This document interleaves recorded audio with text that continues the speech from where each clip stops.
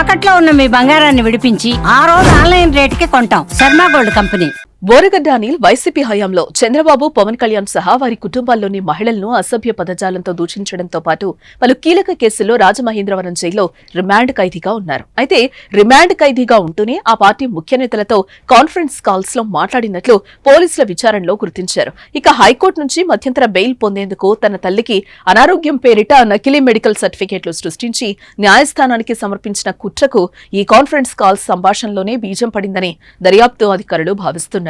రాజమహేంద్రవరం కారాగారంలో అనిల్ కుమార్ కదలికలు, ఫోన్ సంభాషణలపై నిఘా లేకపోవడం, జైలు సిబ్బంది అతనికి దాసోహం అవడమే దీనికి కారణమని విమర్శలు వ్యక్తమవుతున్నాయి.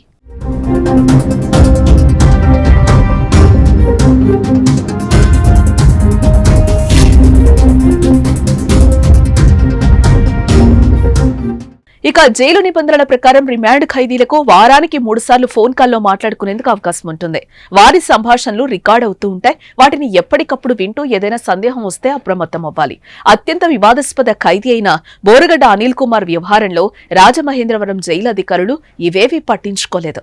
బోరగడ్డ అనిల్ జైల్లో నుంచి తొలుత ఒక నెంబర్కు ఫోన్ చేసేవాడు. అవతలి వ్యక్తి వైసీపీ ముఖ్య నేతల్ని, మరికొందరికి తన నెంబర్ నుంచి కాన్ఫరెన్స్ కాల్స్ కలిపి బోరగడ్డతో మాట్లాడించేవారని పోలీసులు గుర్తించారు తెలుస్తోంది. ఈ కాన్ఫరెన్స్ కాల్ సంభాషణలు యథేచ్ఛగా కొనసాగినప్పటికీ జైలు యంత్రాంగం పట్టించుకోలేదు. అతను మధ్యంతర బెయిల్ పై విడుదలైన విషయాన్ని పోలీసులకు తెలపకుండా గోప్యంగా ఉంచటంపై విమర్శలు వస్తున్నాయి.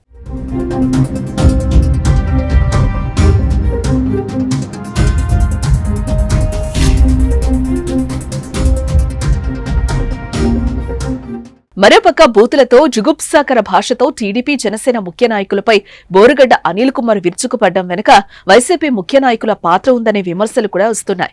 ఇప్పుడు అతన్ని జైలు నుంచి బయటకు తీసుకొచ్చేందుకు కూడా వారే సహకరించినట్లు అధికారులు గుర్తించినట్లు సమాచారం.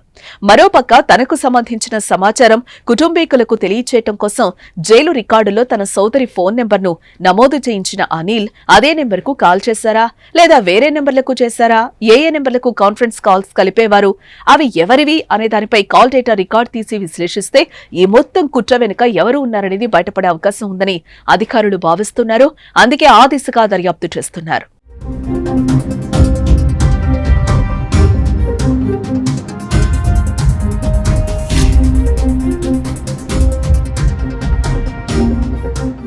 ఇదిలా ఉంటే బెయిల్పై విడుదలైన తర్వాత బోరగడ్డ ఓ వీడియో రిలీజ్ చేశారు. తనపై కూటమి ప్రభుత్వంలోని పెద్దలు కుట్రలు చేస్తున్నారని, తన తల్లికి అనారోగ్యం బాగోలేదని, బెయిల్పై బయటకొస్తే ఫేక్ రిపోర్ట్ చూపి బయటకొచ్చారంటూ దుష్ప్రచారం చేస్తున్నారని ఆవేదన వ్యక్తం చేశారు.